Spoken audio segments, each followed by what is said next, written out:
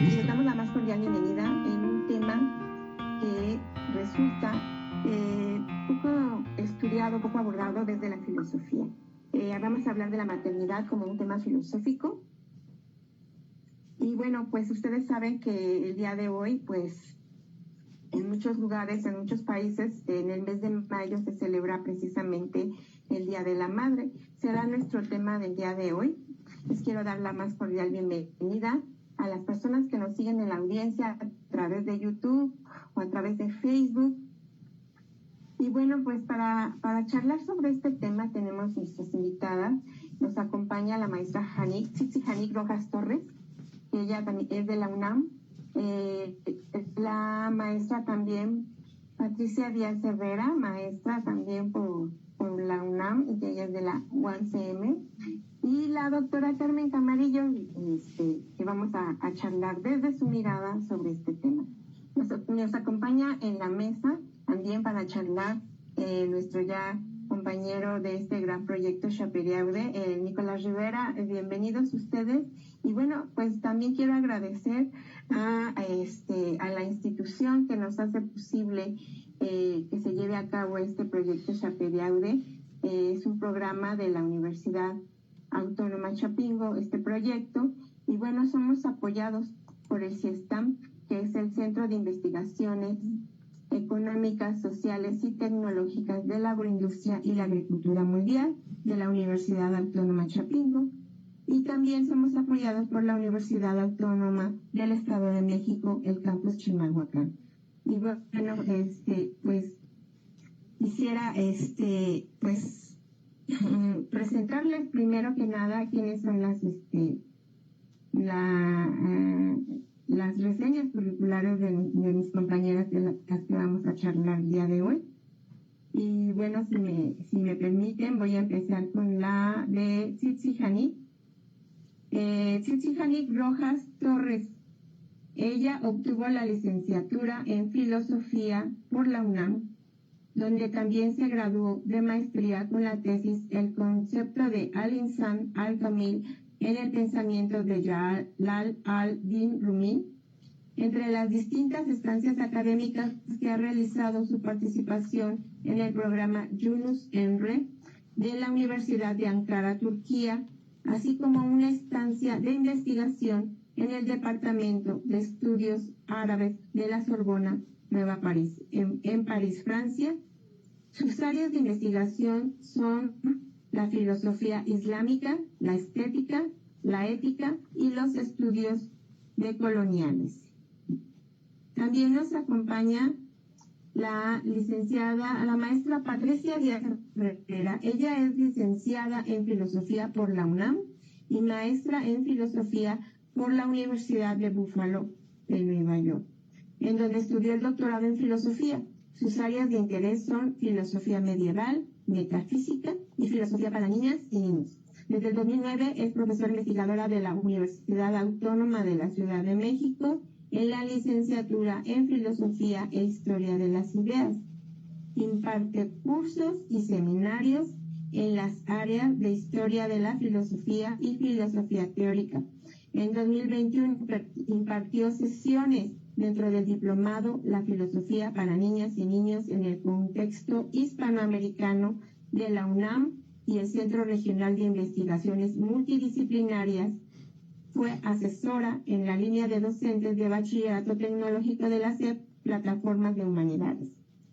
Se formó en el diplomado de Formación en Filosofía para Niñas y Niños y Adolescentes de la Universidad Michoacana de San Nicolás Hidalgo y el diplomado Filosofía para Niños. Ha impartido el seminario Filosofía para Niños de la UAMCM desde el 2016 y coordina talleres en el Festival Semilla de Papel y Comunidad Chilpayates. Y bueno, también nos acompaña la doctora Carmen Camarillo Gómez. Ella es licenciada en Filosofía por la UNAM, maestra y doctora en Filosofía Moral y Política por la UAM Iztapalapa, docente a nivel medio superior y superior. Cuenta con diplomado en formación en Filosofía para Niñas, Niños y Adolescentes de la Universidad Michoacana de San Nicolás de Hidalgo. Líneas de investigación: el pensamiento de Levinas, la filosofía y la política de la liberación, razón de Estado, pensamiento político y estética del barroco español, filosofía de la ciudad, filosofía para niñas y niños. Ha publicado artículos sobre estas temáticas y participado en diversos coloquios, seminarios y congresos nacionales e internacionales. Otro tema de su interés es la crónica de la Ciudad de México, y sobre esto ha publicado 3 relatos. Y bueno, se ha sumado a la lucha por la inclusión de la filosofía en todos los niveles de educación en nuestro país y a la difusión del quehacer filosófico de México, y ahora coordina el canal YouTube del Observatorio Filosófico de México. Bueno, pues son ustedes bienvenidas. Yo, antes de darles la palabra, les sugiero, pues vamos a empezar con Jani, después con la maestra Pati Díaz y después con Carmen Camarillo, pero me gustaría invitarle a Nicolás que abriera, porque es importante abordar desde la filosofía este tema de la maternidad. Gracias, Nicolás, por acompañarme en esta mesa. Y bueno, un saludo a Álvaro, porque también anda por ahí en espíritu, porque hoy no nos pudo acompañar.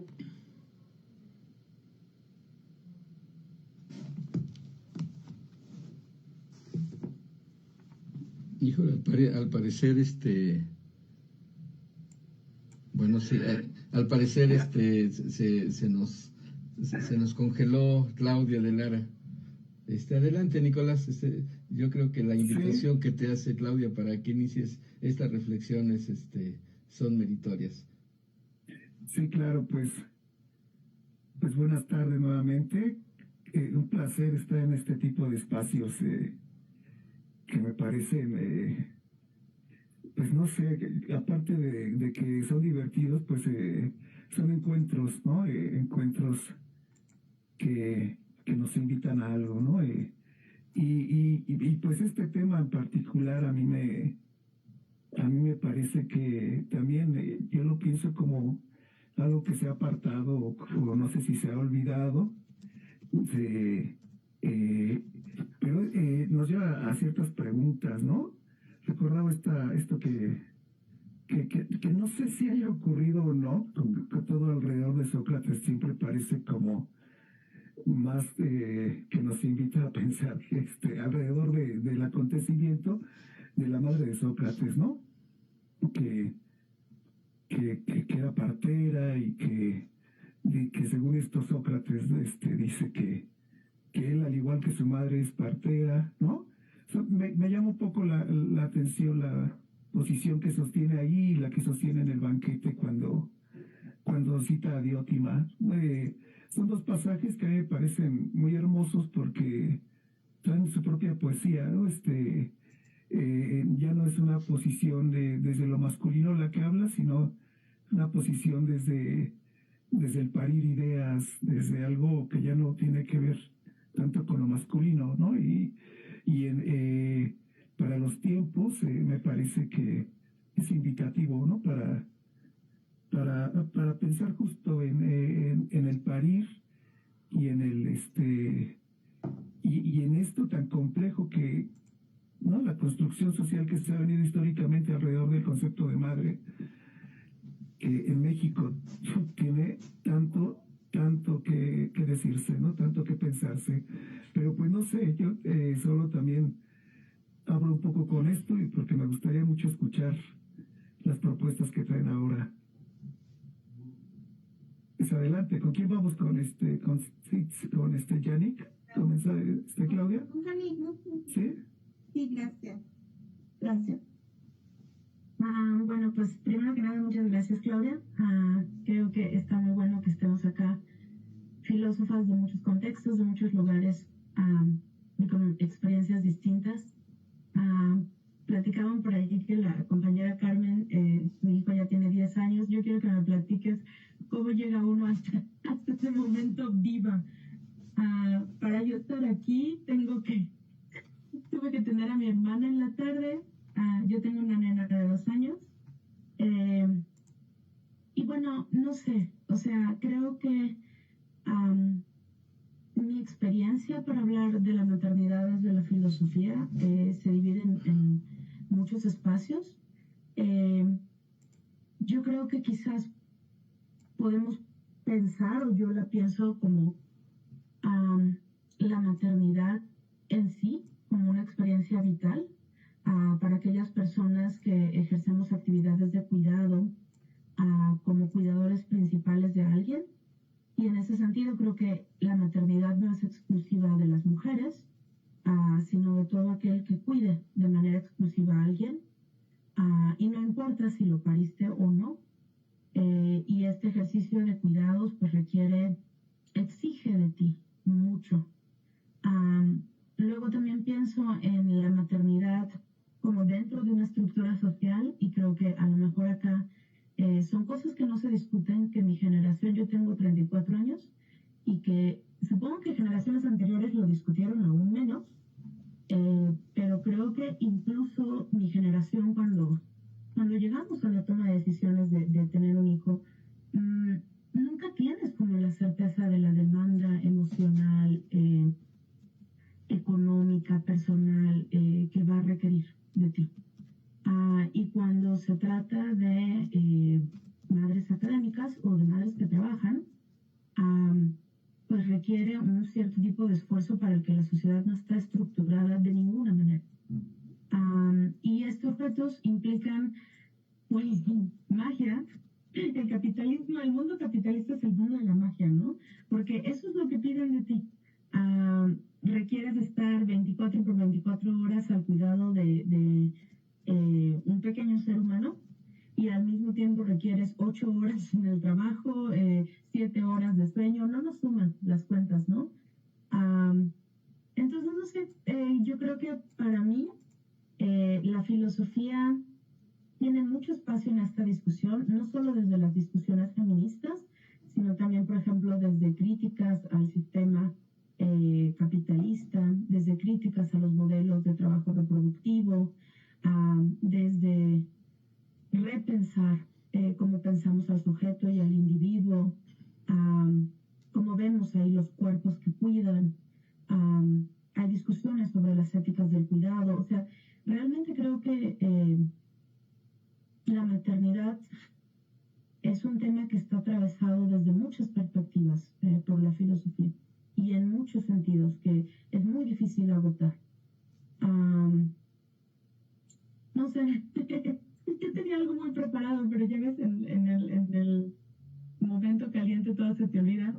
Era un poco eso, o sea, un poco pensar como la maternidad como esta actividad de cuidado tan demandante, que requiere mucho de ti, que nadie te dice cuánto va a requerir, que te transforma como sujeto, y que yo pienso, platicándolo con otras amigas mamás y con amigas que no son mamás pero que ejercen actividades de cuidado de sus sobrinos, o por ejemplo, que se crean estas comunidades de cuidado. Estas actividades de cuidado te transforman en muchos sentidos. Y yo sí pienso que las capacidades, el espacio crítico que nos da la filosofía nos permite vivir maternidades más libres. Cuando estamos en un sistema donde la configuración de la maternidad pues es muy patriarcal, ¿no?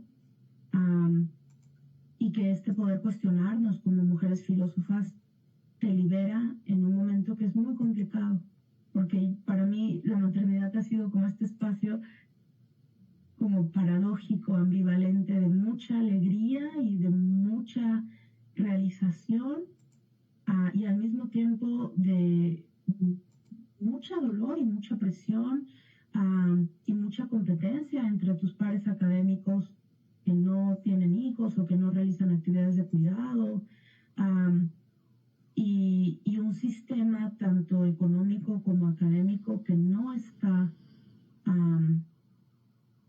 adaptado para ser madre. Simplemente no lo está. O sea, se espera de ti que cuando seas madre dejes absolutamente todo para ser únicamente madre, y para que tu sujeto se agote en esa actividad de cuidado. Ello no es sano, pero incluso aunque esto no sea sano, deberías de poder elegir dedicarte solo a quien vas a cuidar, a tu hijo o a tu hija,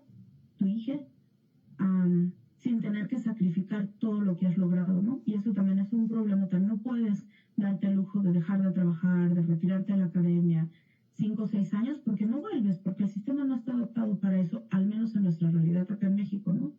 Y esa es otra discusión también bien grande. Yo creo que está muy bueno que abran estos espacios, entonces te agradezco mucho, Claudia.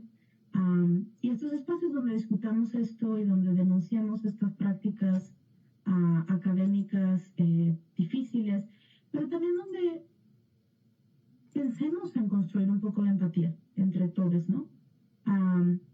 Porque vivimos en espacios donde parece que no se ejerce la empatía todo el tiempo, y yo creo que todos necesitamos empatía, pero aquellas personas que dedican 24 horas de sus días a cuidar a alguien más requieren un esfuerzo extra de empatía, porque en ese momento te vuelves pura empatía hacia un ser tan chiquito que requiere tanto cuidado. No sé, yo creo que a lo mejor me salen más ideas escuchando a mis colegas, pero creo que de momento por ahí va. Creo que estamos todas como en momentos un poco distintos. Yo ahorita con los 2 años estamos agotados, vivimos agotados y estamos completamente agotados. No dormimos, no. Ya estamos un poco de salida, quiero pensar. Quiero pensar que ya viene un poco más el descanso, pero no sé. Y eso, o sea, como esta figura ambivalente que a partir de la filosofía puedes resignificar. Y estaría muy bueno que nuestras alumnas que buscan la maternidad escuchen todas estas posturas que muchas veces no se dicen, ¿no? Entonces, no sé, ahorita a lo mejor no sale alguna otra idea, pero les he dado la palabra a mis colegas para escucharlas y para que Carmen me ilumine y me diga en qué momento esto se vuelve más fácil. Espero. Y muchas gracias. Pues mira, a mí se me ocurrió invitarte, Janik, porque es una maestra extraordinaria, es una maestra extraordinaria. Y estamos en el seminario, pero lo tomamos en virtual. Y su beba anda ahí, ¿no? Y pues es algo, pues lo sé. Y estamos y pues así es, ¿no? Y no le empuja, ¿no? Sino se la sienta y saluda a todos, pero sí es una actividad que yo le admiro porque, bueno, es una excelente norma, pero también que no ha descuidado esta parte pues de su compromiso de dar una clase, ¿no? Por ejemplo, ¿no? Y bueno, pues vamos a seguir con esto, a ver qué historias te arroja. Pues Pati, no sé si quieras platicar. Es una visión distinta a la tuya, no sé qué opinas de este tema. Bueno, pues muchas gracias, Claudia, por esta invitación y pues a las colegas, a las compañeras y a los compañeros que están participando también. Pues es un tema muy interesante. Yo la verdad pues le he dado vueltas, pero siempre ha sido quizá desde el lado de las decisiones profesionales y académicas que uno tomó. Y pues sí, coincido en parte de lo que ya mencionó Tsitsi, pues como uno sabe a lo que es un trabajo, una doble, triple jornada, ¿no? Como se dice, ¿no? Yo por eso la pensé mucho. Y yo de inicio, casi que yo creo que desde que elegí estudiar filosofía, pensé que me iba a ser muy difícil ser mamá. Porque yo lo que supuse, dije, a lo mejor me va a ser difícil encontrar trabajo estable y yo quiero tener muchísimo tiempo para estar leyendo y tal y cual. Y pues se fue pasando el tiempo también y no sentí que yo no acababa de, ¿cómo les diré? La filosofía es una carrera pues difícil y yo sentía que que tener un hijo, una hija, me iba a costar mucho trabajo. Entonces, pues, decidí que no iba a tener. Y tampoco durante el tiempo que estuve en la carrera, no sentí demasiado instinto maternal, por así decirlo. Digamos, ¿no? O sea, bueno, me gustaba mucho estar con mis sobrinos, que desde entonces tenía sobrinos, y me caía muy bien estar platicando con los pequeños, a veces por decirles, ¿no? En las reuniones familiares o vacaciones que salíamos la familia extendida así juntos, pues casi siempre estaba yo más con los niños que con los adultos. Me divertía más, como que me identificaba más, ¿no? Y pues, pero nunca se me ocurrió como tener los propios. Yo creo que en buena medida porque yo sentía que no iba a poder balancear estudio, trabajo y maternidad. Se me hacía como una cuestión, algo muy, muy difícil y quizá por la manera en que yo veía que las madres cercanas pues se esforzaban muchísimo, nos daban todo su tiempo, era como una labor muy entregada, por lo menos yo creo que por el esquema que se heredó, ¿no? Culturalmente, en mi caso, ¿no? En mi familia, que no todas las madres en mi familia trabajaron fuera de casa.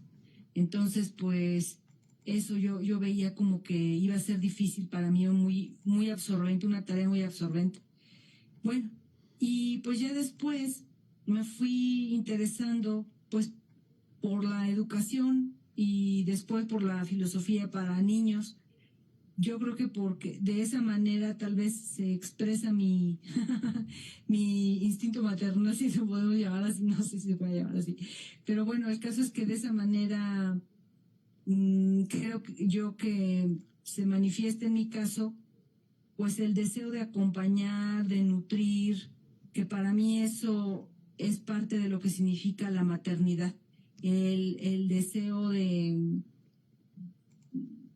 eso, de dar un cobijo, de dar herramientas, de asistir, como mencionaba Cici, de cuidado, ¿no? Entonces, pues así se ha manifestado en mi caso, ¿no? A través de la educación. Yo creo que los educadores, las educadoras, fungen un poco como unos segundos madres y padres para sus estudiantes. Eso creo. Esto también se lo escuché a alguna colega también, ¿no? Que hasta cierto punto veía a sus propios estudiantes como si fuesen hijos. Y pues sí, uno se preocupa por ellos, tratas de dar algún seguimiento, tratas de evitar que cometan ciertos errores, ¿no? Cosas así. Entonces, obviamente que no es, yo entiendo que no es comparable, ¿no? Con el ser una madre, pero pues de alguna manera está tanto pues yo creo que en muchas personas el interés por cuidar y por nutrir a alguien. Entonces eso es una relación pues en parte similar a la maternidad, el interés por la crianza de algún modo, ¿no? Y por el cultivo de algo o de alguien. Entonces, pues, eso, supongo que el ser humano en general tiene esa capacidad de entregarse un poco, de ser, no creo que haya alguien absolutamente egoísta o egocéntrico, bueno, no lo sé, pero creo. Entonces siempre tenemos un poco de esa capacidad y pues ahí en mayor o menor medida que todos podemos participar un poco de la maternidad en sí, sí, algo así. Y pues, ¿qué más? Pero sí, coincido en todo esto que ha señalado la maestra Chichi, que pues en nuestros países, en Latinoamérica, pues es muy difícil, ¿no? Combinar varias actividades y que son heroicas las madres que lo hacen.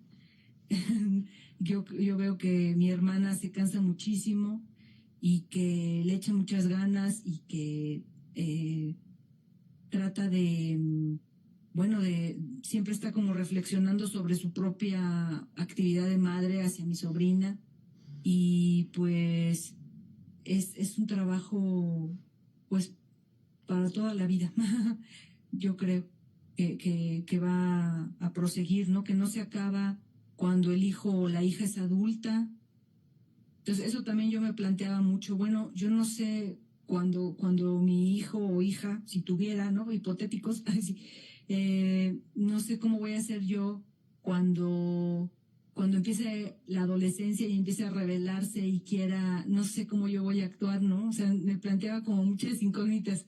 No sé cómo voy a yo ejercer la autoridad y no quiero ser demasiado autoritaria. Entonces, eso también fue parte como de lo que me impidió quizá, ¿no? Yo me preguntaba mucho, no estoy segura qué valores le quiero transmitir y cómo. Me hacían muchas preguntas, ¿no? Y eso, a fin de cuentas, pues resultó en que no, me decidí a no tener. Y pues ya. ¿Y qué más? Pues eso, creo yo que pues sí nos falta muchísimo camino por andar en nuestras sociedades porque pues no siempre se apoya de manera suficiente a las madres, los CENDIs no son suficientes, no sé, no hay guarderías suficientes y en buen estado, etcétera, ¿no? Muchas cosas que hay eh, que no ayudan. No se respetan a veces los derechos laborales, en fin. Y además está todo estos estereotipos que pues ya ahora poco a poco se van rompiendo de la madre abnegada, ¿no? De mexicana, ¿no? Sufrida, que todo lo aguanta y todo lo... Entonces, creo que afortunadamente eso ya está cambiando y que las generaciones actuales de madres ya un poco se van o ya están más lejos que antes, ¿no? De eso, pero bueno. Y pues, ¿qué más? Desde la filosofía, pues fíjense que sí, yo creo que, bueno, no es que yo conozca mucho de teoría feminista ni nada de eso, pero pues creo que de todas formas hace falta muchos espacios como este para reflexionar en conjunto y pues para comprender mejor todo lo que implica la maternidad, todo lo que la rodea, las distintas perspectivas que hay sobre ella, la psicológica, la sociológica, la filosófica, en fin. Yo pues veo que algunos filósofos pues sí consideraban a la madre como la primera educadora, pues por decir Rousseau, ¿no? En el Emilio o en otros textos habla, ¿no? De que quizá puedo decir. Gracias. Sí. Gracias a ti, Pati. Es muy importante tener esta perspectiva, ¿no? Precisamente de quien no ha elegido la maternidad, ¿no? Y sí, para mí sí era muy interesante platicar contigo. Y bueno, pues también Carmen, la doctora Carmen con su bebesote de 11 años casi. 11 años ya. Sí, casi.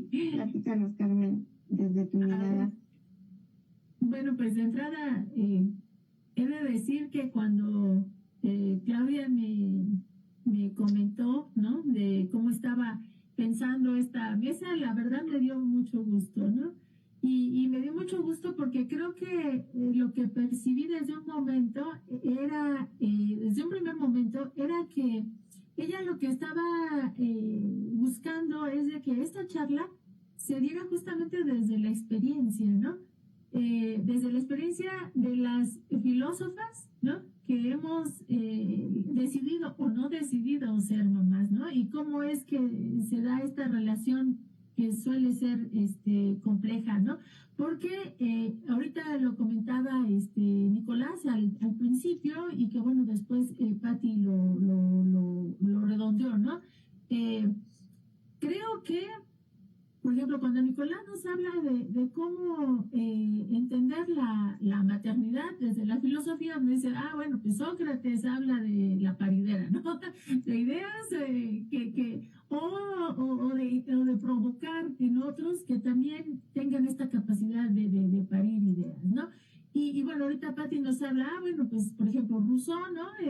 Habla de que la mamá sería como la primera educadora, ¿no? Y bueno, en ese momento también me acordaba yo, por ejemplo, aquí Patti, que es experta en filosofía medieval, ahí, cuando el San Agustín, ¿no? Ahí en las confesiones, ¿no? Ahí se echa su rollo que, su mamá le daba mucha hueva porque se la pasaba diciéndole, hijo, por el buen camino, que Dios, que yo voy al destrampe y a la fiesta y con las chavas y todo, ¿no? Entonces, pareciera que, la filosofía tendría que pensar como que es ser madre, la dimensión cultural o moral de la maternidad, esa cuestión de cuidado y todo eso, ¿no? O qué papel juega la madre en este proceso filosófico, qué sé yo, ¿no? De conciencia filosófica. Pero el asunto es de que creo que la mayor parte de las veces está contado desde los hombres, ¿no? O sea, Sócrates habla de esta figura que él mamó, ¿no? Por su madre, ¿no? Y en el caso de Rousseau sería hablar de la educadora, de la primera educadora, pero lo está hablando él, o sea, no está hablando ni la mamá de él, ni la mamá de Sócrates, ni la mamá de San Agustín, ¿no? Entonces, no sé, yo a lo mejor digo una barbaridad, pero creo que no ha sido un tema que se aborde desde esta temática, ¿no? Desde esta experiencia, desde esta vivencia que decía Tsitsi, ¿no? Es esta experiencia vital, ¿no? Creo que no se ha hablado lo suficiente en filosofía y en ese sentido, pues,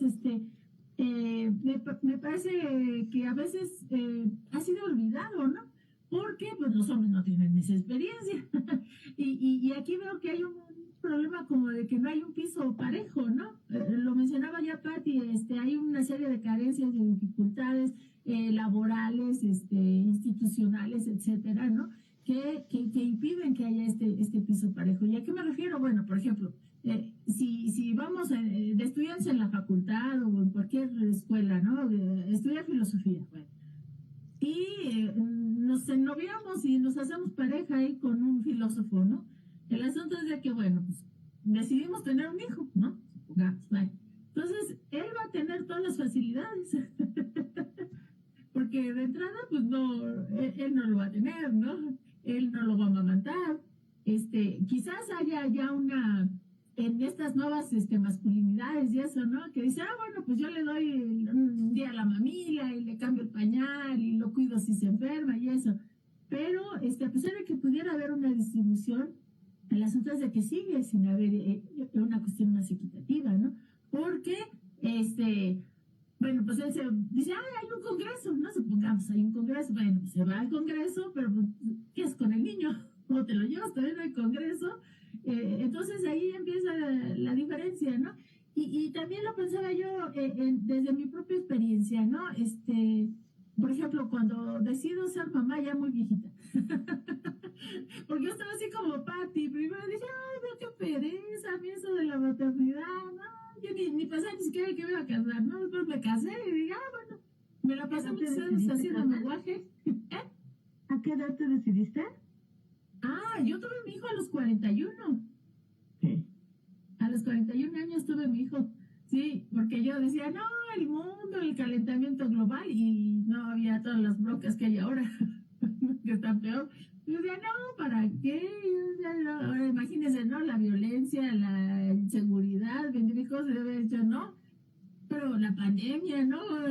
Qué horror, pero yo dije, bueno, no. Ahí hubo un convencimiento, pasaron muchos años, y dije, bueno, pues va. Pero cuando yo me decido, tenía la presión de que tenía que terminar el doctorado, ¿no? Entonces, estaba haciendo mi tesis con la panza. Ahí me ponía en la computadora en la cama porque tú que has sido mamá, Claudia que ha sido mamá, no sé si les haya pasado, pero se nos hinchan los pies, ¿no? Y entonces es muy complicado, entonces sentada muchas horas en la computadora, pues se le ponen los pies de elefante, entonces ahí con las patitas ahí en la cama arriba, escribiendo la tesis, ¿no? Las desveladas, ¿no? Un montón de cosas. Ya finalmente tengo la tesis, vi a hacer mi examen embarazada, todo, ya terminé esa faceta y pues ya a cortarle ahí porque había que prepararse ya para el parto, ¿no? Entonces, este break que mencionaba muy bien, Tsitsi, ¿no? O sea, institucionalmente no existe la oportunidad de que digas, voy a poner un impas, ¿no? Una apogea, porque entonces voy a dedicarme a ser mamá, van a decir, mucho gusto, hay 20,000 que quieren tu puesto o lo que sea, y adiós, ¿no? Entonces el asunto es de que tienes que ser capaz de converger esas dos cosas, ¿no? O sea, tienes que ser capaz de ser mamá, pero tienes que también ser capaz de dar clases, tienes que ser capaz de dictar conferencias, ¿no? Tienes que ser capaz de producir, porque si no produces al mismo nivel que estaría produciendo una muchacha que decidió no ser mamá o que todavía no lo es, o de un hombre que sí es papá, pero que no tiene el mismo compromiso, la responsabilidad, pues para poder competir con ellos tienes que estar produciendo, no sé, 10, 15 artículos al año, ¿no? Y entonces tienes que leer para esos artículos, escribir para esos artículos y andar con el niño. Y más cuando, como dice Tsitsi, cuando está chiquito, ¿no? Cuando está chiquito te exige absolutamente tu tiempo, no hay tiempo para otra cosa. Ahí tienes que, y cuando son más chiquitos todavía más, ¿no? Entonces es de 24 horas, ¿no? Porque tienes que darle la madrugada a la mamila, que cambiar el pañal, o que darle el pecho, o lo que sea, ¿no? Y que si se te enfermó lo tienes que estar cuidando toda la noche y le tienes que estar dando de comer y que no se te vaya a caer y que tienes que jugar con él. Entonces es algo complicadísimo y aparte de eso todavía tienes que tener una producción, ¿no? Filosófica. Entonces eso es complicadísimo, ¿no? Ya cuando uno va creciendo me decía, sí, ¿cómo le hago para los 10 años? Yo le diría a Claudia, a ver qué hacemos cuando tienen 20. Ay, que ella nos platique. Porque también sería interesante, ¿no? Conocer esta experiencia, ¿no? Y bueno, pues creo que pues, van a ser distintas etapas, ¿no? En las que tendremos que aprender a hacer, que converjan, ¿no? Todas estas dimensiones, ¿no? Que nos han tocado vivir, de maestras, de conferencistas, de escritoras, de mamás y de todo, ¿no? Entonces, y bueno, pues en esta faceta de las mamás, también distintas etapas, ¿no? Ahorita Claudia ya está viviendo y a mí me gustaría mucho también que yo sin ser aquí la conductora ni nada, pero sí me gustaría mucho conocer su experiencia, ¿no? Porque ella estaría ya en la otra faceta, ¿no? Ella como tú, fue una mamá joven, ¿no? Y ahorita, ahora ya esos niños ya crecieron, ya son adultos, entonces, ¿cómo se vive esa experiencia, no? Porque bueno, ahorita yo ahí me estaba medio pintando así como Álvaro que estaba ahí dándose su manita de gato, ahorita yo no tenía toda la cámara porque vengo del fútbol, ¿no? Entonces, esta es ahora ya la nueva faceta, ¿no? La nueva faceta ya no lo cuido como bebé, pero ahora tengo que ir al entrenamiento y a los partidos, ¿no? Entonces, y seguramente en 2, 3 años me tocará estar ahí con la angustia de que son las 2 de la mañana y no llega porque ya se fue a la fiesta, ¿no? O que decidirse por la novia o qué sé yo, ¿no? Entonces, son facetas distintas, ¿no? Y ya nada más para concluir, algo que Patti mencionaba, esto que decía que quizás ella, al interesarse en la educación, es una manera como de vivir esta maternidad, ¿no? Y creo que es muy cierto, porque pues yo estaba interesada en otras áreas de la filosofía, pero cuando yo fui mamá, yo tenía tanta emoción de compartirle el quehacer filosófico a mi hijo, ¿no? Y entonces yo me acordé y dije, yo me acuerdo que en los congresos veía yo unas mesas ahí, ¿no? De los simposios que hacían filosofía para niños. Entonces, fue por esa razón que yo me empecé a adentrar en esto, ¿no? Y entonces dije, wow, pues yo lo que quería es enseñarle a mi hijo la filosofía, ¿no? Después me mandó al diablo. pero, pero el asunto es de que, aunque me haya mandado al diablo, creo que lo que sí logré es de hacer en él esta capacidad de cuestionamiento, ¿no? Y a veces también un poco del cuidado de los otros, ¿no? Que también mencionaba Patti. Entonces, pues yo creo que pues nos tocará todas estas dimensiones y ojalá que esto sea el inicio, ¿no? De una reflexión mucho más profunda y diversa de este tema que yo creo que ha estado olvidado, ¿no? Ahí metido porque pues no es algo importante cuando yo creo que en realidad sí lo es, ¿no? Entonces, pues ya, nada más, muchísimas gracias, aprendo de todas y de todos también. Gracias. Sí, claro, aprendemos de todas y ese era el propósito.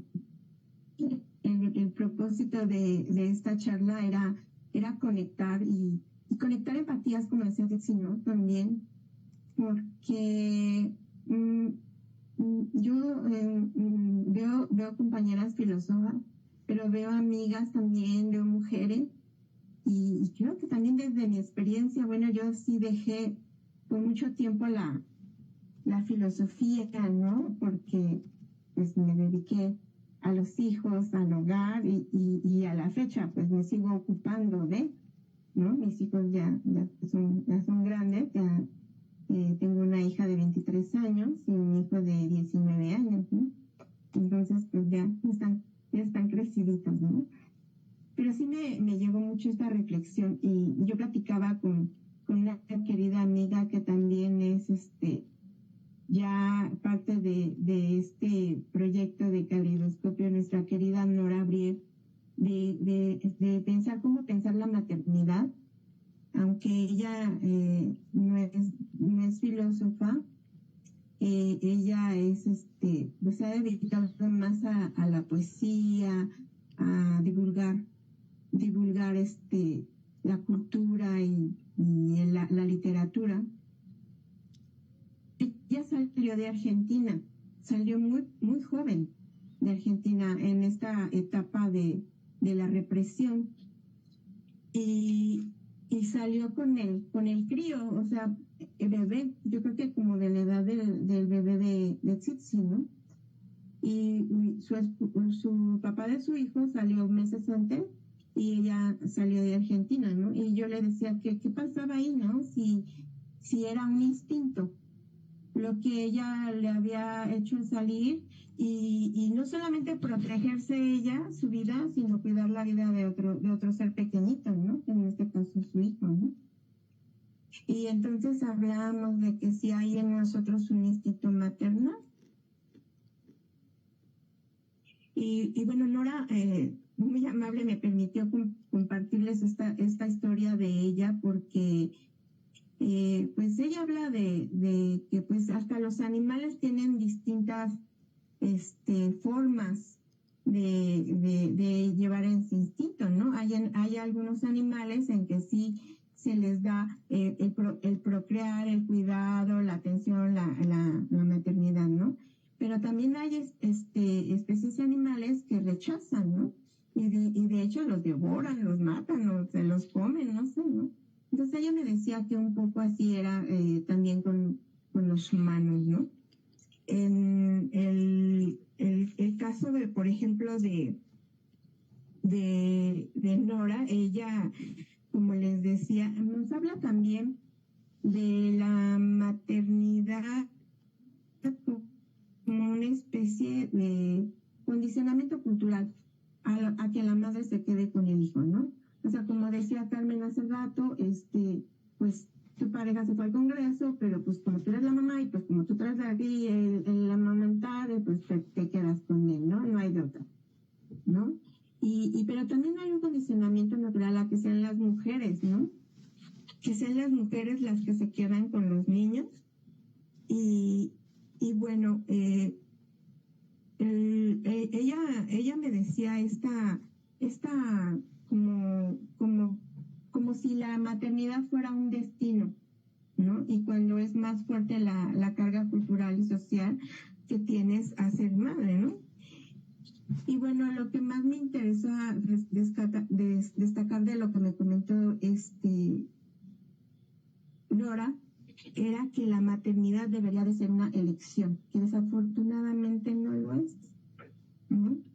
Y no solamente una elección, sino también un derecho a decidir sobre tu propio cuerpo, ¿no? Y creo que eso es importante. Hay muchas maneras de ser mujer, hay muchas maneras incluso de ser madre. Yo no puedo comparar una mamá con otra y decir este es bueno, pero ¿por qué no? Y eso, ¿no? Pero también hay mucho condicionamiento cultural de que sobre todo el entender la maternidad identificada como el servicio que le tienes que dar a los que son de tu familia, ¿no? La que le hace la comida, la que limpieza, la que la doctora, la que todo, ¿no? La que lleva a la escuela, la todóloga, y no solamente de los hijos, ¿no? Sino que también hasta de la pareja, ¿no? Y entonces, bueno, ¿qué pasa con esta decisión y con este derecho a decidir si somos o no madres? Incluso este respeto a la decisión de las mujeres que ya estando embarazadas deciden no tener acceso, ¿no? Podría ser también un derecho, ¿no? O las que desde antes, como en el caso de Patti, pero yo desde antes decidí, ¿no? Pero ¿qué tal si me embarazo y después decido no tenerlo, ¿no? Eso me parece sobre todo importante y pues claro que le agradezco a Nora que me haya permitido. Hemos perdido cierto concepto de la maternidad muy condicionado por la sociedad capitalista, no sé, la sociedad contemporánea, pero este sentido originario de la madre tierra como la parte creadora, como una divinidad, la maternidad no solamente es para tener hijos, sino la maternidad vista como creación. En este sentido, yo veo, por ejemplo, que no necesitas tener hijos para ser alguien, para ser la madre tierra, ¿no? Para ser esta divinidad creadora y que puede serlo de distintas maneras, ¿no? Creo que esto se ha perdido y bueno, pues yo vería así la maternidad, ¿no? Como una potencialidad, no necesariamente va a ser desarrollada en tener hijos, puede ser en el campo de la filosofía, del arte, me llama muchísimo la atención, por ejemplo, estos colectivos de madres buscadoras, ¿no? Que principalmente son mujeres, ¿no? Y bueno, no sé si sea instinto o no lo es, pero ahí están. Y hace un año en Palacio Nacional, por ejemplo, adentro en la mañanera, cuando Eugenia León me invitaron a que le cantara las mañanitas a las mamás, mientras afuera estaban colectivos de buscadoras en un plantón afuera de Palacio Nacional. Y bueno, con esta respuesta del secretario de Gobernación, Adán Augusto, de lo más hostil hacia ellas, ¿no? Sin ninguna muestra de apoyo y de empatía, como decía. Y bueno, yo aquí les dejo. Yo sí les quería compartir, yo dejé pues prácticamente como unos 28 años me alejé de la filosofía. Y precisamente llevando a mi hija a la universidad, que ella estudia en la Universidad Autónoma Chapingo, regreso a la filosofía porque pues me encontré ahí un cartel de la universidad donde iba a haber un congreso de filosofía, ética y tecnología, no me acuerdo cómo se llamaba, ¿no? Así se llama. Y bueno, fue de esa manera que yo regreso a la filosofía. Y regresé y aquí sigo y aquí ya no me vuelvo a ir pero pero sí mucho mi actividad fue dedicada a la familia y sigue siendo, ¿no? O sea, ustedes me ven ahorita aquí, pero a la mañana me van a ver en el mercado comprando, me pasó algunas veces, ¿no? Que me encontraba, por ejemplo, a algunos de mis alumnos, me los encontraba en el mercado y así como, ¿qué haces aquí, no?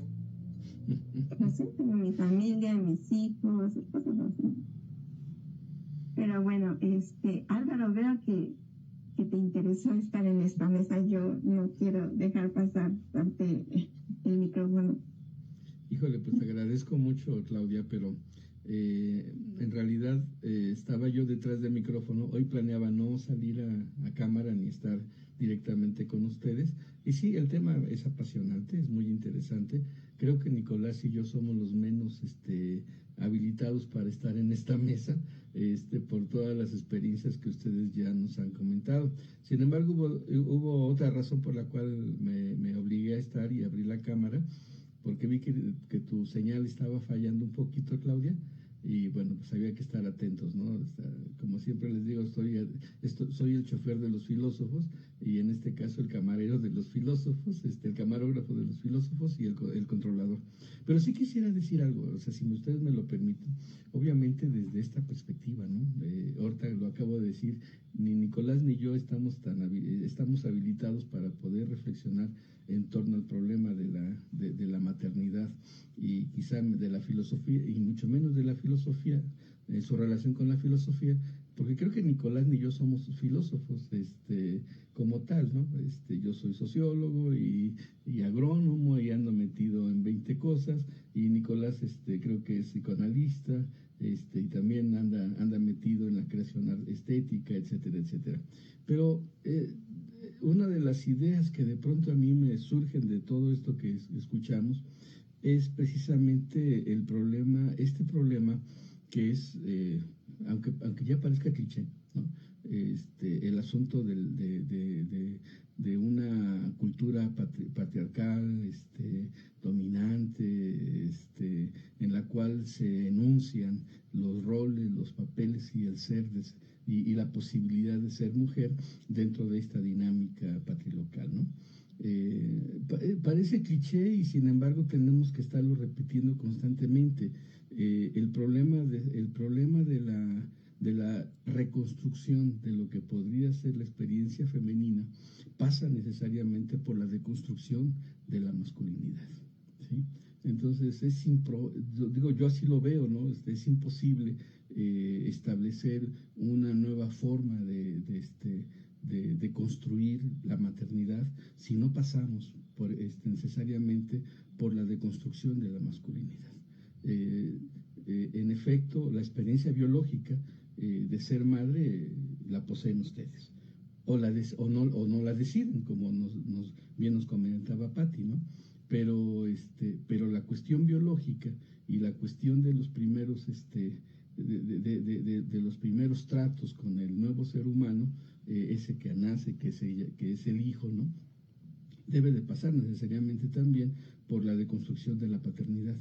Tenemos que reinventar otra forma de ser padres, en la cual en efecto las ventajas comparativas no se las lleve el hombre, no solamente por serlo, sino que tenga que establecer tareas, responsabilidades, y eso implica una eticidad que lamentablemente el sistema no nos permite tener.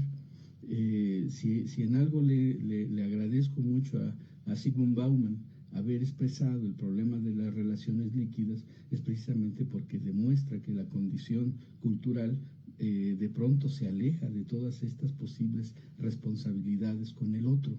Si hay algo que podría definir una nueva maternidad y una nueva paternidad, pues está directamente vinculado con lo que ya aquí también se ha comentado en torno al cuidado de sí y al cuidado del otro, ¿no? Entonces, si no existen estas dinámicas éticas en las relaciones, pues vamos a seguir teniendo estas experiencias aisladas de lo que significa ser mujer, de lo que significa ser hombre también, por supuesto, de lo que significa ser madre y de lo que significa ser padre.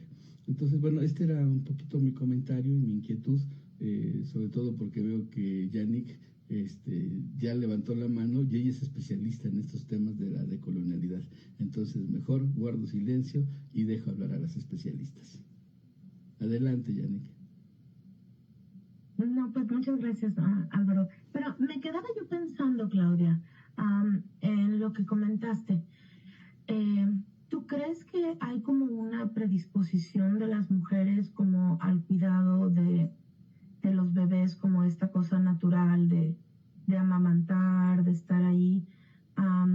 O sea, entiendo como por dónde va esa preocupación, pero a mí me daría un poco de miedo que cayéramos en el esencialismo. No sé si te entendí bien o a lo mejor no. Más bien por eso te pregunto. No, de hecho yo preguntaba de si existía algo así como un instinto maternal, precisamente porque lo dudo que exista porque ni siquiera los animales lo hay como tal. Claro. Hay animales, y entonces lo que yo les comentaba era que mi amiga Nora Brie, pues que somos como los animales. Hay algunos que sí desarrollan esta parte maternal, pero hay otros que no, biológicamente no. Claro.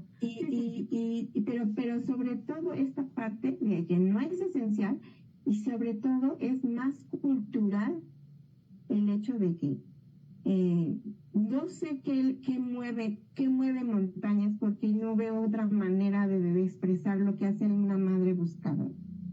Porque hay madres que han logrado encontrar a sus hijos. No sé si fue el instinto, fue el amor o fue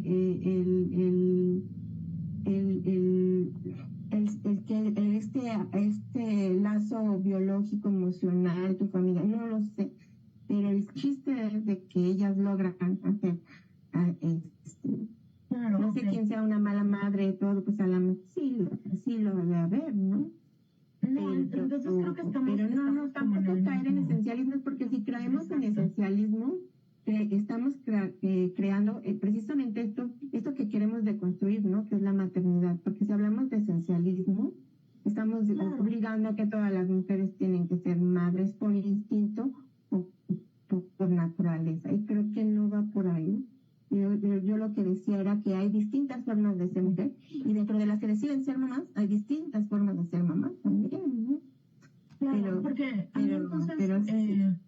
Creo que estamos en la misma sintonía entonces, Claudia, no hay problema. Porque más bien como que a veces es un tema muy complicado, porque hay que tener mucho cuidado entre este apego de cuidado que tiene la madre, entre estas actividades que, bueno, realiza una madre, aunque no sean exclusivas de la madre. Yo tengo la postura de que ni siquiera amamantar es exclusivo de la madre. Creo que puedes decidir dar biberón, y el biberón lo puede dar el padre también. Y es un acto nutritivo en el mismo sentido. Y creo que a veces como muchos discursos que hay en torno a esta justificación de cómo sistemáticamente se excluye a las mujeres de determinados espacios pasan por como naturalización, ¿no? O sea, como que justamente, y qué bueno que planteas esa pregunta, Claudia, porque la respuesta sería que nosotros como seres humanos tenemos muchas libertades, somos completamente libres de ejercer maternidades desde muchos espacios, ¿no? Y que no hay un único modelo de maternidad, contrario a lo que se nos ha vendido. Y el problema es que, así como nosotros reconocemos que hay un montón de modelos de maternidad y que hay muchas formas de que estos sean útiles,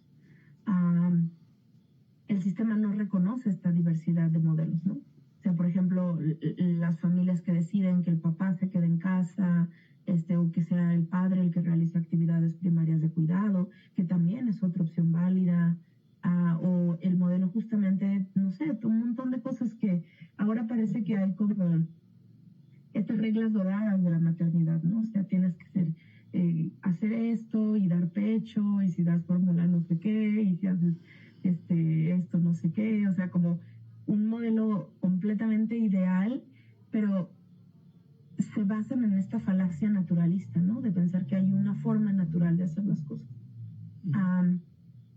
Y yo creo es bien complicado luchar contra la falacia naturalista en la maternidad. O sea, porque entonces tienes que deconstruir estos prejuicios, ¿no? Sobre cómo tiene que ser una madre, qué tiene que hacer una madre,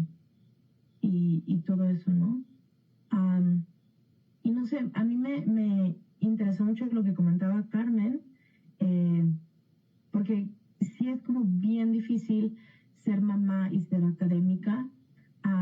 Y sobre todo, yo me atrevo a decir que ser mamá y ser académica, pero ser académica filósofa.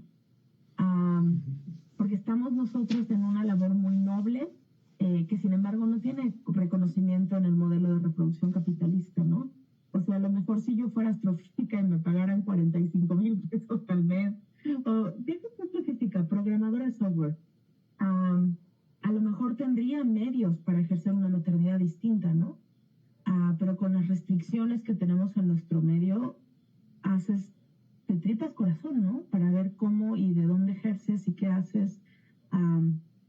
Yo hace poco, es en un video de Vox, de este canal estadounidense, es un video muy interesante, por si a alguien le interesa, habla sobre qué pasa cuando una mujer decide ser madre.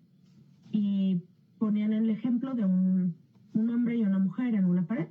¿Y qué pasaba con la mujer cuando decidía ser madre? Y en 9 años, la mujer no lograba alcanzar los aumentos salariales que alcanzaba el hombre y se lograba como medio equiparar cuando el hijo tenía 11 o 12 años. Ya vas para allá, Carmen. Cuando llegaba hasta 11 o 12 años, cuando el niño tenía 11 o 12 años, la mujer lograba recuperar el salario que tenía cuando era madre. O sea, cuando era madre, bajas tu salario de una manera brutal, porque dejas horas, dejas de trabajar, dejas de producir, recuperas tu salario previo a ser madre a los 10 años y nunca llegas al salario de un hombre que no haya tenido hijos. O de un hombre que haya tenido hijos y que no haya ejercido actividades de cuidado. Y eso es brutal. Pero es que no es solo terrorífico, es brutal. Y mejor que Carmen Hidalgo. Mochate, Carmen. Híjole, bueno, pues empiezo por esto que decía Yannick, ¿no? Acerca de esta desigualdad laboral, ¿no? Y justo lo iba a decir, pero me olvidé, ¿no? El asunto no solamente es que seamos mamás filósofas, ¿no? Sino que somos mamás filósofas pobres. Porque yo pienso, por ejemplo, ¿no? En estas grandes filósofas encumbradas, ¿no? Que bueno, ya tienen una trayectoria, ¿no? Pienso, por ejemplo, la maestra Rovira, ¿no? Que acaba de fallecer el año pasado, ¿no? Ella fue una filósofa muy reconocida, tuvo hijos, ¿no? Habría que haberle preguntado su experiencia, ¿no? Porque no es lo mismo que seamos mamás ahorita en el 2023 a ella cuando, no sé, habrá sido en el 1960, no tengo idea por ahí, ¿no? Pero el asunto que se complica y que bien mencionaba Yannick es justamente esta desigualdad hasta salarial, ¿no? Porque, o sea, si yo soy mamá y tengo que preparar la clase y tengo que preparar la conferencia y me pidieron un artículo y tengo que meter los puntos para el CONACYT y aparte el niño se me enfermó y soy pobre y aparte tengo que limpiar la casa, o sea, ya no di para rendir todo esto, ¿no? Que no sería lo mismo que si yo fuera mamá y filósofa, pero sería el nivel 3 en el CONACYT, en el SNI, bueno, el CONACYT ya no existe, ¿no? Pero en el SNI entonces sería nivel 3 y entonces ahí tengo una beca de no sé cuántos mil pesos y entonces puedo pagar 2, 3 personas que me ayuden con el aseo, ¿no? O puedo pagar una institución privada, ¿no? En donde puedan atender a mi hijo o a mi hija desde las 7 hasta las 4 de la tarde, ¿no? Pero los que tenemos que ir a la escuela pública, pues si acaso conseguimos de 8 a 12, porque ya las de tiempo completo ya no existen. Entonces está complicado, ¿no? Y por ahí también me mencionaba, no hay estancias infantiles, ¿no? Decía Patti, tampoco hay suficientes guarderías, ¿no? Ni CENDIS, ni nada, entonces estaba muy complicado. Ahí pienso, por ejemplo, en las de la UNAM, ¿no? Están los CENDIS y siempre se andan casi desgreñándose para conseguir un espacio. espacio, porque los espacios son reducidos, ¿no? Entonces, todas estas cosas son complicadas. Por eso yo me preguntaba, y sería interesante, ¿no? Bueno, formamos parte de generaciones distintas con Yannick, ¿no? Pero yo me preguntaba, ¿cuántas filósofas en verdad son madres, ¿no? Porque quizás muchas han optado, como Patti, ¿no? De decir, nada, estas problemáticas de ¿para qué me meto? ¿No? Justamente porque hay como muchas adversidades que enfrentar, ¿no? Y que resolver, dada pues, la situación cultural que exige, como bien decía Álvaro, ¿no? Pues pensar las nuevas paternidades y las nuevas masculinidades, ¿no? Yo recuerdo, por ejemplo, ahí mi maestro que en alguna ocasión estuvo aquí con ustedes, Jorge Velázquez, ¿no? En las clases nos decía, no, es que ahora ya los filósofos ya ni quieren ser papás ni mamás, ¿no? Y acá si tienen un hijo, nada más es así como para ver qué se siente, ¿no? Yo no sé si sea así. Yo no lo hice para ver qué se sentía, pero de que la piensan, ¿no? Y creo que los filósofos son los que, hombres y mujeres, ¿no? Me atrevería a decir, habría que ver las estadísticas, ¿cuántos en verdad deciden asumir este rol de la paternidad y de la maternidad, ¿no? Porque creo que sí, muchos quizás por este ejercicio innato, ¿no? De la reflexión y todo, van a decir, no, mejor ahí muere, ¿no? Entonces, está complicado, ¿no? Pero bueno, finalmente nos lleva a esto que mencionaba muy bien Claudia, ¿no? Que es esto de la elección, pero también del derecho, ¿no? La elección de ser o no ser mamá o papá y el derecho de serlo, ¿no? Y creo que el Estado tampoco nos está garantizando ni una ni la otra, ¿no? Porque creo que para que el piso fuera parejo, efectivamente, tendría que generarse las condiciones para que también las mamás filósofas o pedagogas o físicas o astrofísicas que mencionar o desarrolladoras de software o lo que sea, ¿no? Tuvieran estas oportunidades, ¿no? De que tuvieran la seguridad de que sus hijos van a estar bien cuidados, etcétera, ¿no? O peor aún, lo que mencionaba Claudia, ¿no? Dada los casos de que se llegan a desaparecer los hijos, ¿no? También vienen las facilidades. Imagínense ustedes lo que implica en esfuerzo, en tiempo, en recursos, en salud para estas mujeres que andan buscando a sus hijos, ¿no? Entonces, y ellas lo tienen que pagar de su dinero, ¿no? Las mujeres decían, nosotros tenemos que pagar hasta la pala y la cubeta porque nadie nos apoya, ¿no? Y que luego llegue el secretario de Gobernación a decir, pues yo tampoco confío en usted, queda como feo, ¿no? Pero pues bueno, en fin, ¿no? Y ya nomás una última cosita, por ejemplo, y todas estas facetas, ¿no? De ser mamás filósofas y académicas, se complicó todavía más en la pandemia. Porque bueno, a lo mejor Yannick, pues tenía su bebé chiquito, pero ahí, imagínate, tenías que estar dando la clase con el bebé chiquito, ¿no? Pero las que ya los tenemos más grandecitos, aparte teníamos que ser maestras.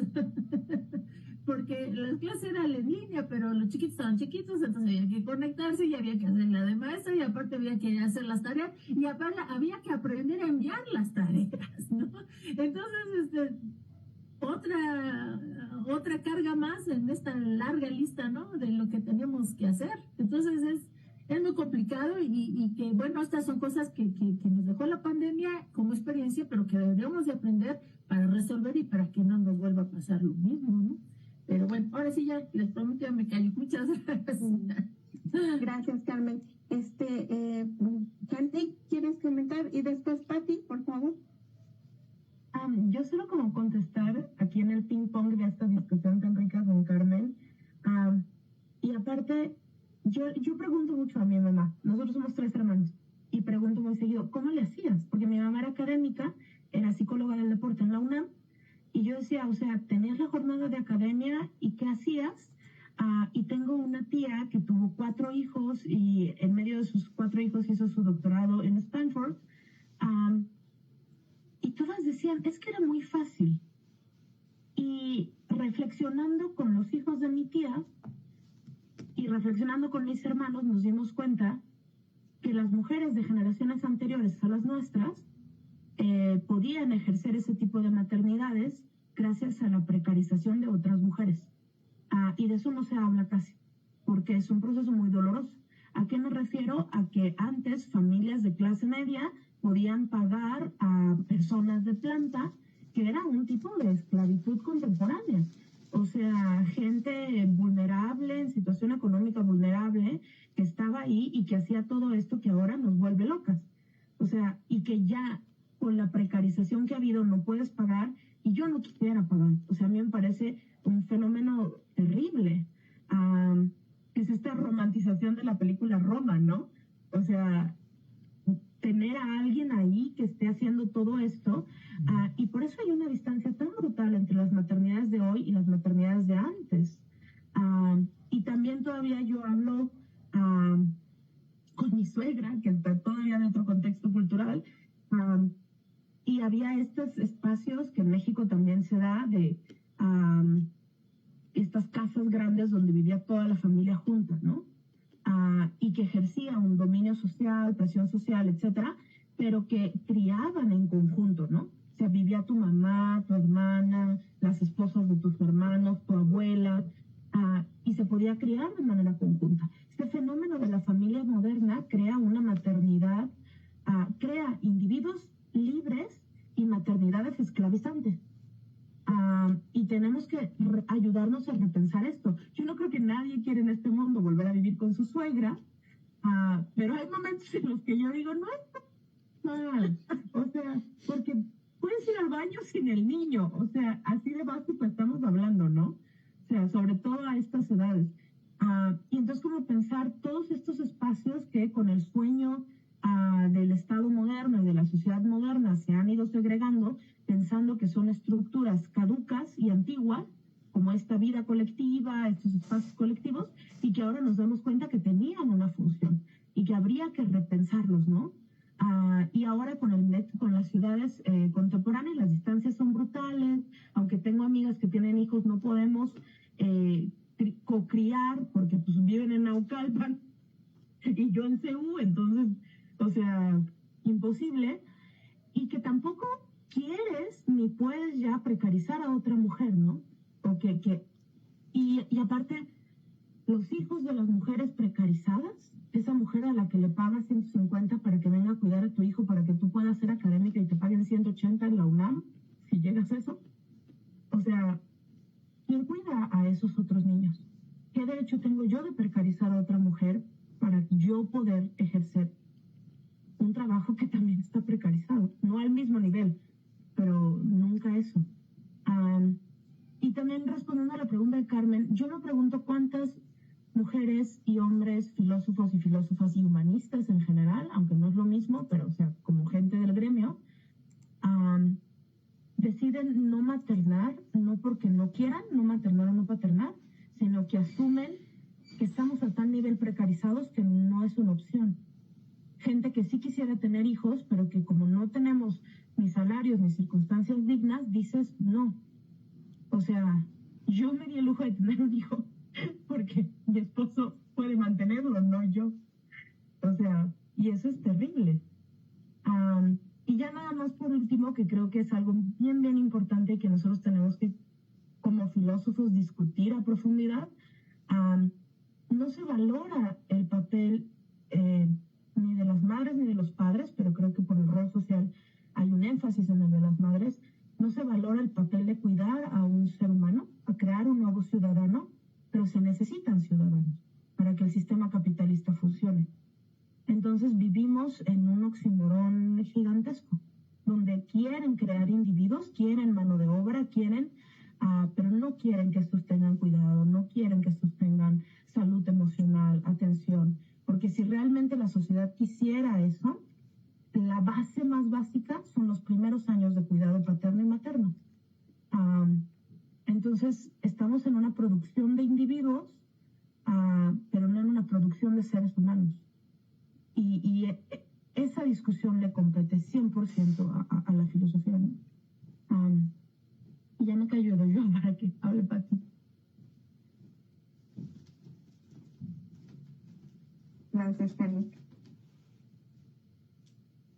Bien, pues nada más, yo creo que agregar que otra, de alguna manera, una contribución que pudiera, pues, hacerse desde la filosofía. Bueno, no solo desde la filosofía, pero podría respaldarse, ¿no? Desde la filosofía es, pues, pensar qué políticas públicas serían las mejores. Si realmente, por ejemplo, bueno, tenemos estas becas para madres solteras, ¿no? Y si realmente esas becas están bien dirigidas, obviamente que pues no, los montos que dan son muy, muy bajos, no creo que sirvan para gran cosa, no sé, entonces ese tipo de cosas que tendrían que exigirse, ¿no? De otro tipo de apoyos tal vez, o ampliar los montos, yo qué sé, exigir eso, ¿no? A través de, pues, de diferentes instancias, porque, pues, por ejemplo, muchos estudiantes pues, que tenemos a veces en la UACM, pues, son madres solteras y pues se las ven muy, muy difíciles para concluir la carrera. Buscan apoyos y esto, como les digo, las becas, pero pues yo creo que es como muy, muy bajo lo que les están dando y pues muchas de ellas acaban desertando, no terminan la carrera. Y pues ¿por qué? Pues porque ellas tienen que salir a sacar adelante a los hijos, porque tal vez su red de apoyo en algún momento pues ya no funciona y pues ni modo, entonces se van un tiempo y luego regresan, retoman y es muy lento el proceso para terminar una carrera, lo veo como muy frecuentemente. Entonces, pues eso yo creo que pues en tanto, pues quizá no sé si en tanto filósofas o bueno, en parte sí, pero también en tanto, pues las ciudadanas, digamos que tenemos que pues exigir ciertas mejoras y demás, pues yo creo que eso es parte de lo que, en lo que uno podría incidir, ¿no? A ver quién está decidiendo qué tipo de apoyo se dan a las mujeres que estudian y que son madres solteras. En CONACYT hay una serie de becas, ¿no? O en lo que antes era CONACYT, creo. Pero aparte hay otras que son como del gobierno federal, me parece. Y pues no creo que sean, la verdad, el monto es muy pequeño lo que les dan. Y pues no sé, o sea, como eso, como que a ver de qué manera uno puede apoyar mejoras en ese sentido, porque de otra manera, pues no es muy difícil terminar un proyecto de vida estudiantil, por ejemplo. Como yo lo veo, a lo mejor hay mucha gente que sí lo logra hacer, pero lo que yo alcanzo a ver con las estudiantes es que es muy difícil y tal vez terminan a veces los créditos, pero no se titulan. Entonces, es como un obstáculo difícil de remontar y no tienen como más apoyos. Bueno, institucionalmente se puede hacer algo, pero no basta, ¿no?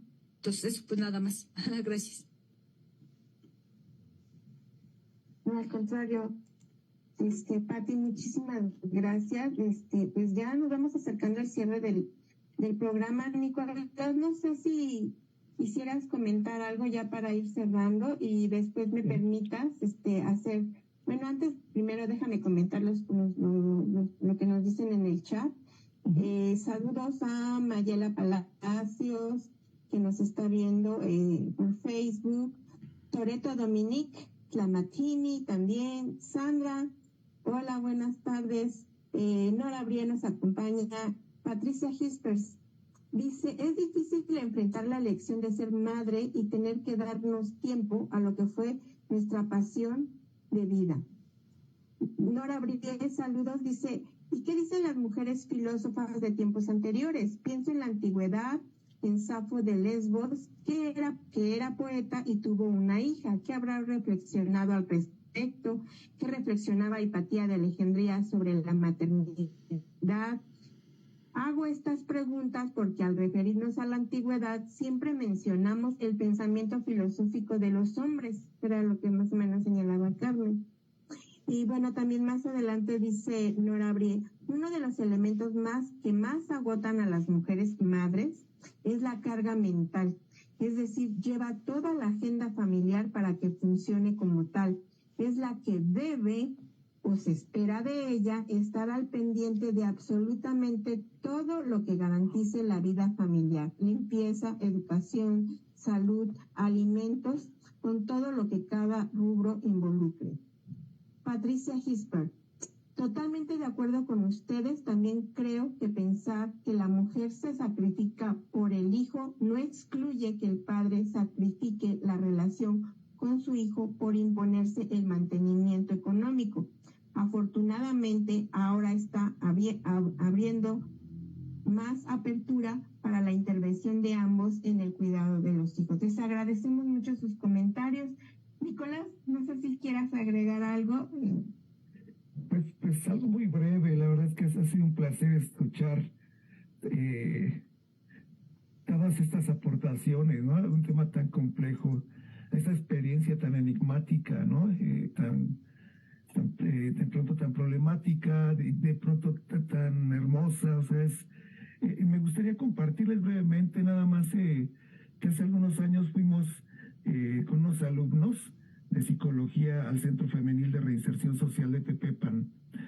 Y en esta visita hubo algo que a mí me llamó muchísimo la atención, y es que cuando ya nos salimos, se salió con nosotros una reclusa, se salió a despedirnos hasta el camión. Entonces, y regresó, tocó y le dijeron que hasta allá afuera, pásate. Pero justo lo que nos decía adentro,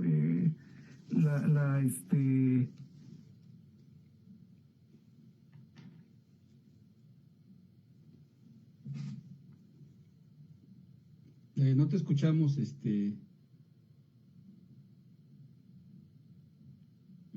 No te escuchamos. ¿Algo pasó ahí con tu audio? ¿Con tu micrófono? Sí, no sé qué pasó. Ahí está, ya. Ahora sí, ya te escuchamos. Ahora sí, ya. ¿En qué me quedé? En que salió la chica a despedirlos y se regresa, ¿qué pasó? Sí, sale, y entonces nos decían en una plática que nos daban que aunque hubiera posibilidades, ninguna reclusa se había escapado, ¿no? Y que no lo hacían porque... Pues yo solamente quiero agradecer a ti, Titsi, Carmen, no sé si ustedes quisieran agregar algo para cerrar, pero también, bueno, yo ya les quiero agradecer que hayan acompañado en este programa de Caleidoscopio, y creo que sí arroja mucha reflexión esta parte de maternar para crear seres humanos, ¿no? Y qué pasa con eso, con todo lo que implicó, todo lo que platicó y todo lo que vivieron desde su experiencia. Les agradezco mucho haber tratado este tema y haber estado aquí acompañándonos en Caleidoscopio. Les adelanto que también vamos a tener para el Día del Padre un programa especial sobre paternidad y filosofía, ¿no? ¿A quién voy a invitar? Pero ya les estoy adelantando. Bueno, sí, ya tenemos por ahí algunas personas que vamos a invitar, pero es un tema que vamos a abordar. Les agradezco muchísimo. Son ustedes mis maestras, mis amigas, y les agradezco mucho. Desde luego, Nicolás y Álvaro, que te agradezco mucho que siempre estés, aunque que no fue tu día de sentirse muy bien, pero sí te agradezco muchísimo. Entonces, no sé si alguien de ustedes quisiera agregar algo, y bueno, yo les agradezco su estancia aquí. Muchas gracias. Bueno, gracias a ti, Janita. Y bueno, pues ya vamos cerrando, entonces les quiero invitar la próxima semana. Vamos a tener otro caleidoscopio y nos va a acompañar el doctor Mario Ruiz Sotelo.